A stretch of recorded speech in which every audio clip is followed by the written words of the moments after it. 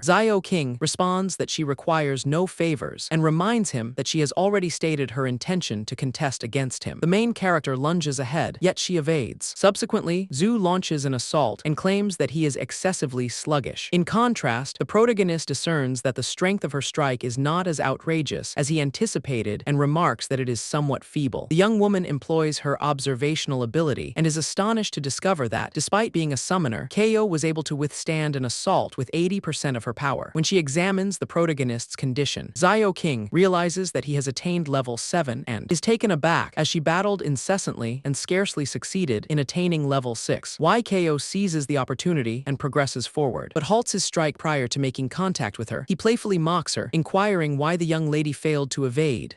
King concedes that there was no justification for evading since she was defeated by him once more. Nevertheless, she cautions that although KO has attained level 7, he ought not to become overly arrogant, as they will still determine who excels in the combined examination. Once she departs, the main character exhales deeply and reflects that the young woman is stunning yet excessively combative. In the meantime, an individual watches the spectacle from a distance and comprehends that attaining level 7 in a novice dungeon within a single day is quite an achievement. For him, the young Master Kyan has indeed identified a captivating objective. D-High, still lamenting about the thrashing, inquires why KO didn't inform him of his elevated status, contending that he endured the punishment for him in vain. The main character responds that it was D-High who sought to flaunt, thus it isn't his responsibility. KO bids farewell, stating he has matters to attend to before departing. Subsequently, he reaches the trading marketplace, convinced that this is the ideal location to market the apparatus he acquired that day and possibly generate a substantial sum of money. Nevertheless, the moment he steps into the vicinity, a dubious vendor materializes unexpectedly next to him and inquires with an unusual grin if he is interested in purchasing some gear. In the meantime, within a vehicle, King's father observes that his daughter appears despondent and inquires about the reason for her apparent unhappiness. The young girl questions whether she is an utter disappointment. However, her father swiftly refutes this, asserting that she remains one of the top students in that class. Therefore, King recalls that she was defeated by Chayo on that occasion. Her father then inquires if she desires his assistance in exacting vengeance, but the young woman declines, expressing her wish to excel beyond the protagonist through her own achievements. The man is pleased with this response and remarks that it embodies the essence of a genuine daughter of the Su family. Subsequently, King remarks that she learned why Chayo harmed Kyan Chayo within the confines of the dungeon and that the Kyan family will undoubtedly seek retribution for this. Consequently, she requests her father to assist Chayo when the moment arises. The man chuckles in agreement, yet internally, he perceives those two as a minor couple bickering and resolves to have someone look into the young man's history. In the interim, at the trading market, a dubious trader emerges, presenting gear to Chayo. The main character declines, stating that he possesses an ample supply of equipment to market. The gentleman subsequently proposes to purchase everything directly from him to alleviate his burden, but Chayo quickly perceives that the trader intends to benefit from the disparity. The vendor refutes the claim, asserting that everyone present is aware that old Zheng provides the most equitable prices in the region. Subsequently, Chayo displays the items he acquired within the dungeon, and the trader is astonished by the amount, even spotting a level 5 slime blade among the gear. Chayo clarifies replies that there are 25 items overall and inquires about how much he would be willing to spend for the entire collection. Elder Zhang presents 15,000. However, the main character requests a minimum of 20,000. To his astonishment, the trader agrees instantly. Chiao contemplates whether he has been deceived, seeking to determine what an equitable price might have been. The trader observes that he must be a pupil from Qingyang First Academy and inquires about it. Why Chiao affirms this, perplexed by the motive. Old Zhang then states that he will undoubtedly venture into that dungeon several more times prior to the consolidated examination and attempts to market a storage pouch with a volume of 10 cubic meters, asserting that he will surely require it. Chiao inquires about the cost. The vendor states that the market value begins at 50,000, but since he is a scholar, he will offer it for 30,000 merely to foster a camaraderie. The main character chooses to reduce the cost by 50% and proposes 15,000.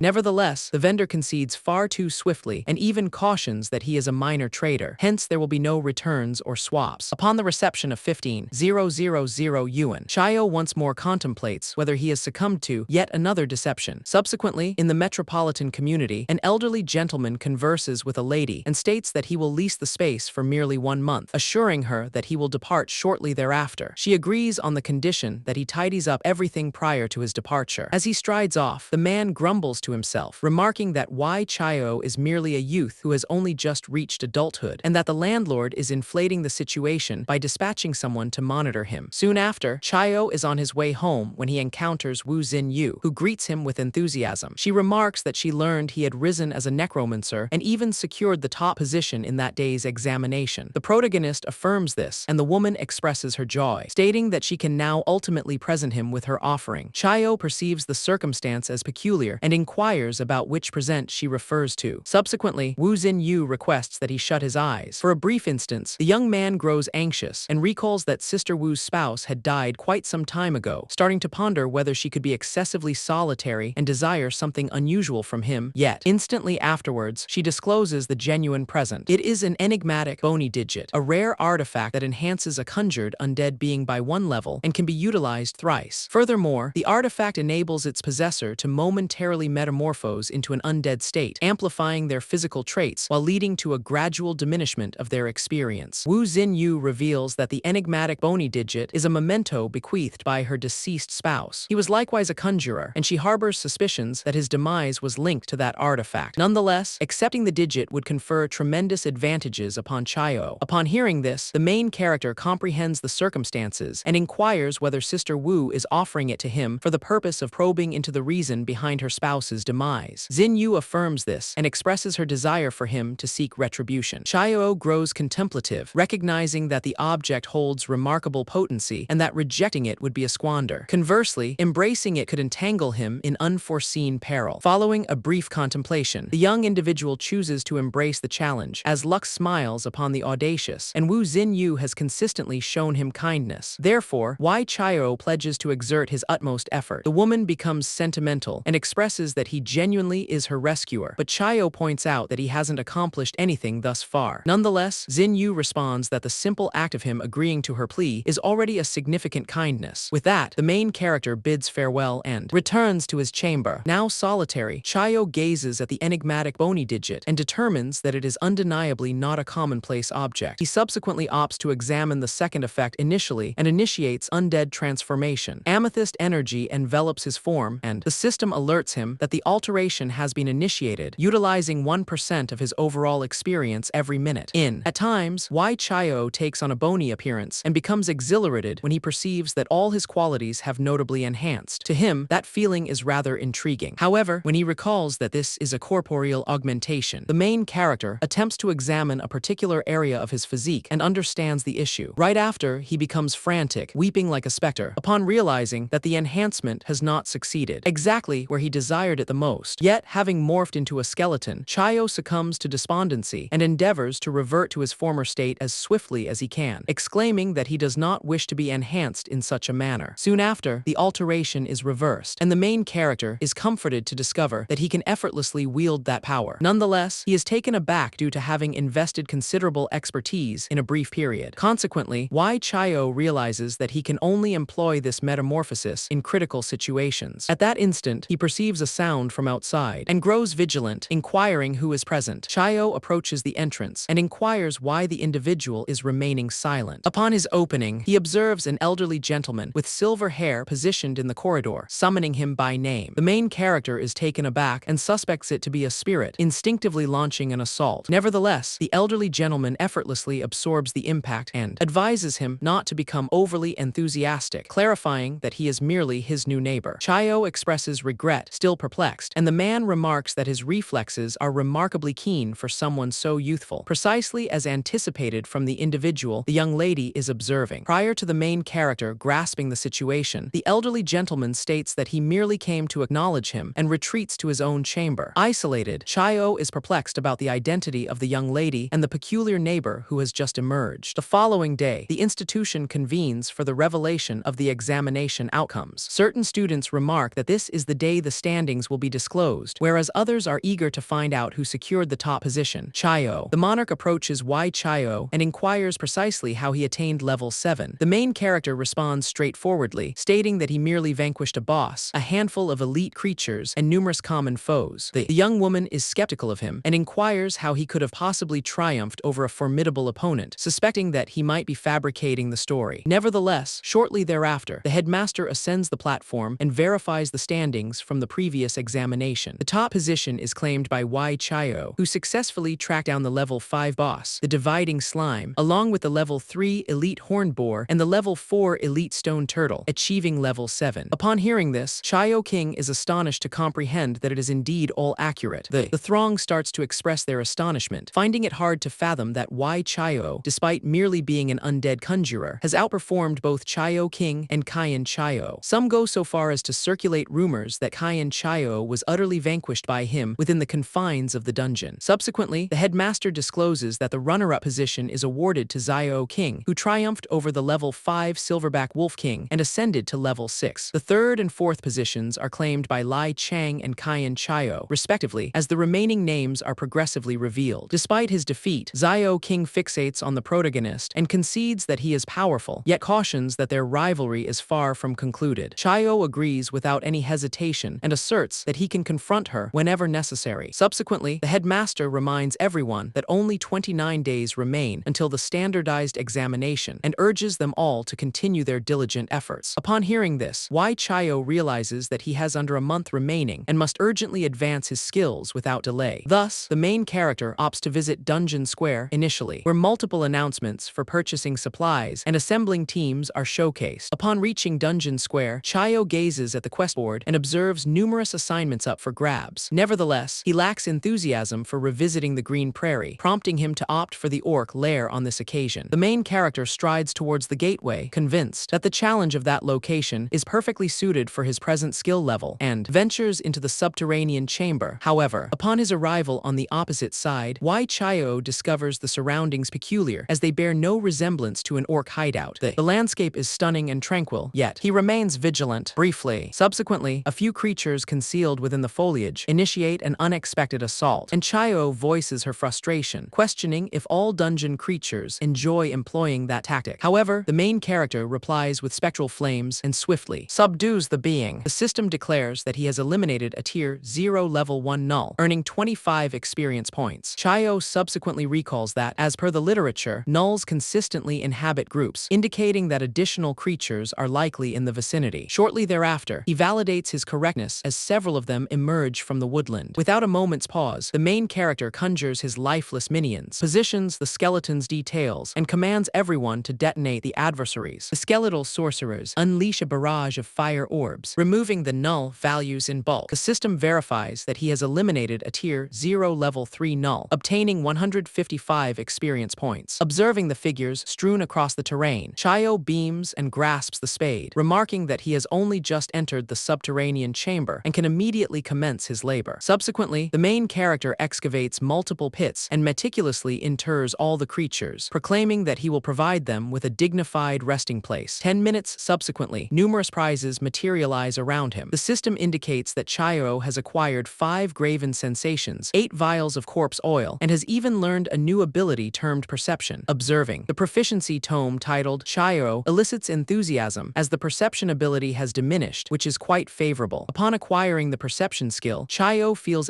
exhilarated, as it spares him the funds he would have otherwise expended on purchasing a skill manual. He then comes to the understanding that the knowledge gained from that conflict ought to be sufficient for the skeleton boar to undergo another transformation. Without squandering moments, the main character utilizes the assets at his disposal and initiates the transformation. The framework reveals that the skeletal boar has ascended to the beast general tier, attaining level 7, possessing characteristics approaching a total of 2,000, and the ability barbaric charge, which has now advanced from grade G to grade E. Upon observing that nonsensical outcome, Chayo is astonished and resolves to bestow a name upon the summon. From that point forward, the skeletal wild pig shall be referred to as Peppa. Subsequently, Chayo employs various graven perceptions to regain expertise, and simultaneously starts to progress. The skeletal sorcerer. With the enhancement finalized, the system declares that the summoning has escalated to boss tier. The skeletal sorcerer attains level 7, boasting significantly enhanced characteristics in the fireball ability, proficient in igniting and detonating upon impact with the target. The main character endorses the outcome and assigns it a title, referring to it as Ansai. With his primary summons having been enhanced, Chayo grasps the spade and resolves to overturn the orc den. Shortly thereafter, he discovers a number of minotaurs assembled in the woods and instructs his underlings to assault. The beasts bellow and surge ahead. However, the main character employs his ghost fire and declares that he intends to battle until he reaches fulfillment that day. Following 3 continuous hours of pursuing creatures, the system declares that the criteria for progression to the next level have been fulfilled and the transformation takes place seamlessly. Consequently, the ability of immortality is enhanced, acquiring a new feature known as damage transfer, which redirects all damage sustained by Chayo to a randomly summoned entity. Comprehending this, the main character feels exhilarated, coming to the realization that with a sufficient number of summons, he will virtually achieve immortality. Subsequently, his distinctive armament, Lament of the Dead, also triggers the emergence of a novel ability known as Grave, enabling him to excavate a cadaver and transform it into a devoted subordinate, provided the victim's power does not exceed 100 times that of the user. Chayo is astonished by that capability and remarks that traversing ancestral graves appears somewhat immoral. Yet prior to him being able to contemplate extensively regarding, a swift assault strikes him directly and propels him through the air. Despite the substantial influence, Chayo understands that he is well, verifying that the harm has indeed been conveyed to one of his manifestations. Subsequently, he employs insight to recognize the foe and uncovers that it is Yason, a level 16 Minotaur leader with the designation Earth Archer. Observing those outrageous characteristics, Chayo is astounded because this is far from a typical employer. That Minotaur possesses intelligence and even has its own distinct classification. Shortly thereafter, Yason strikes once more, and the main character is struck again. Nevertheless, due to damage transfer, he continues to survive. Chayo recognizes that the adversary is genuinely formidable and concedes that without that recent influence, he would have perished on 2 occasions already. Subsequently, having endured the onslaught from the boss, the protagonist gazes at Yason and informs him that he has exhausted his techniques. It is now Chayo's moment to launch a counteroffensive. Nonetheless, prior to the main character being able to accomplish this, the creature merely withdraws and begins to flee. Chayo is taken aback by the behavior and promptly pursues him, inquiring if the Minotaur truly believes he can insult his master and flee in such a manner. The central character instructs Yason to return, but ultimately trails the adversary into a cavern. Upon arrival, Chayo discerns that the area is teeming with human remains strewn across the earth. Promptly thereafter, he comprehends the circumstances and recognizes that it constitutes a snare. Nevertheless, the young man is struck by admiration, acknowledging that Yason is clever for a creature, as he can entice his victims into his own lair like ensnaring turtles within a container. Nevertheless, the cavern is teeming with minotaurs poised to strike. They start hurling axes, yet numerous ones are obstructed by fireballs. Nevertheless, a few penetrate and strike the skeletons. Nonetheless, Chayo remains undaunted and cautions them that vanquishing him will not prove to be so straightforward. After all, the Minotaur's armament is relinquished with each toss, while his reanimated forces are perpetually equipped with munitions. The skeletal warriors assault, and a deluge of flames descends upon the Minotaurs. The system commences proclaiming multiple fatalities in rapid succession, verifying that Chayo has triumphed over level 9 and level 10, and level 11 Minotaurs are acquiring substantial quantities of experience. Consequently, the main character ascends directly to level 12. Abruptly, an enormous Minotaur materializes and concedes that this individual possesses genuine courage. However, Chayo simply grins and recognizes that it is a formidable creature. This implies that it ought to be valued at a tremendous quantity of experience. The Minotaur subsequently lunges ahead with all its might, yelling to eliminate the intruder. The factions commence their confrontation, yet the main character remains assured and declares that it has come at the ideal moment, as he plans to inter it immediately following this battle. The Minotaur assaults. However, at that instant, Anzi positions himself in front of Chayo and seizes the axe with his bare hands. Consequently, the Minotaur is trapped due to Anzi employing fireball within the creature's jaws, causing it to detonate. The system proclaims that he has triumphed over the creature and attained level 13. Chayo grasps his spade and inters the creature, acquiring additional accolades. This occasion, he acquires gravegrass, graveris, corpse oil, and a berserker war axe. This fills the main character with great enthusiasm as he stands to gain from it. Abruptly, additional arrows begin to soar toward him. Chayo perceives instantly, chuckles, and remarks that he had been anticipating his arrival. The youthful individual evades the projectiles, departing Yason astounded. Chayo requests his directive to seize that young bovine on his behalf and expresses regret for letting him down. Yason is reluctant to acknowledge that Chayo is an inferior summoner, yet is still capable of directing numerous summons. The main character expresses that he was on the verge of posing a comparable inquiry, pondering how Yason possesses such remarkable intellect. The Minotaur remains undaunted and cautions the hero against rejoicing prematurely. The skeletal figure assaults with fire projectiles, yet Yason successfully evades. Subsequently, the Minotaur chief unveils a novel ability, resulting in multiple earthen projectiles manifesting and launching throughout the whole vicinity. Chayo swiftly comprehends that it is a widespread assault and recognizes the perilous nature of the circumstances. Thus, he commands Peppa and Anzi to move forward in unison to resist the assault. The call compels them to surge ahead, and Peppa successfully narrows the gap rapidly, astonishing Yason. He intercepts that strike, yet ultimately gets struck and pushed up against the barrier. Anzi seizes the opportunity and unleashes his fireball. In a similar manner, he triumphed over the former exceptional beast. Observing the adversary's state, Chayo remarks that this is quite a wretched conclusion. Nevertheless, as he approaches, he discerns that Yason is still alive and concedes that the creature is exceedingly tenacious. The main character even contemplated entombing him on the spot and proceeding, yet he recognizes that the emergence of a sentient beast within the labyrinth is exceedingly peculiar. Consequently, he resolves to surrender Yason to the officials. Beyond, several law enforcement officials scrutinize the dungeon dome and remark that numerous individuals have already been engulfed by it, yet no one has emerged thus far. They start to theorize that something grave might have transpired within until abruptly a azure illumination manifests within the gateway. Shortly thereafter, Chayo appears from the cell with his orders, and the law enforcement officials feel a sense of relief upon witnessing that someone has at last come back. Nevertheless, upon observing the multitude of corpses and creatures trailing behind him, they are all taken aback, unable to comprehend what transpired within. Upon exiting the dungeon, Chayo elucidates to the law enforcement officials that previously, a cunning leader emerged within a dungeon and systematically eradicated individuals one after another. The officer is terrified, believing that an occurrence of that magnitude has manifested, and insists that he must promptly inform his superiors so they can summon top-tier experts. Nevertheless, Chayo interjects and asserts that it is unnecessary, hurling Yason's corpse onto the earth. He then gestures towards the defeated leader's corpse and declares that this is the beast. The officer is astonished upon discovering that it is a level 16 adversary and inquires if Chayo truly succeeded in apprehending it. The main character responds as if it were clear-cut and even inquires if there is a location close by where he can trade the dungeon spoils for currency. The official directs him to the office located just in front, and Chayo expresses her gratitude to him prior to proceeding in that direction. Within the establishment, he expresses his regrets for intruding upon them and inquires about the value of those minotaur horns. The worker is astonished by the amount and understands that each of them is of superior quality or higher, indicating that they can be traded for approximately 320,000